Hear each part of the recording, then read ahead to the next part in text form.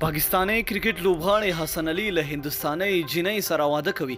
سلام مومینه خوږو کتونکو وخت مو په خیر ستړي مشه. ویل کېږي د پاکستان کرکټ ملي لوبډلې تیز توپ اچونکي حسن علي بل یوې هندوستاني جلۍ سره د واده اعلان نن وکړي. د جلۍ د کورنۍ تر رضا کېدو وروسته حسن علي نن د ژوند د ملګري نوم او نور جزئیات به هم نن له خپلو مینوالو سره شریکوي. د حسن علي د واده خبرونه په پاکستاني رسنیو کې خپرېدل چې ان د هندوستان رسنیو هم دغه خبر ته پوښښ ورکړ. حسن علي د خپل واده خبره تایید کړې. هغه ویلي چې اوس د جنۍ له کورنۍ سره خبرې روانې دي. کله چې خبرې پای ته ورسیږي نو پایله به یې له رسنیو سره شریکې کړي. یاده نجلۍ د هندوستان د هریانه ښار ده چې په هوایي جهاز کې کار کوي او اوس مهال په دوبۍ کې اوسیږي. حسن علي ته د نږدې سرچینو له قوله د حسن علي واده به د اګست میاشتې پر 20 نیټه په دوبۍ کې وشي چې د واده لپاره دواړو کورنیو چمتووالي نیولي دي.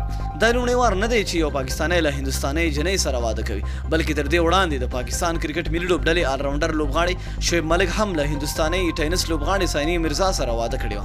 حسن علي تر دې مهاله د پاکستان لپاره 9 ټیسټ 53 ورځنۍ او 13 لوريزي سیالۍ تر سره کړې دي چې په ترتیب سره په دې فارمیټونو کې 1 2 او 15 وکټې ترلاسه کړي.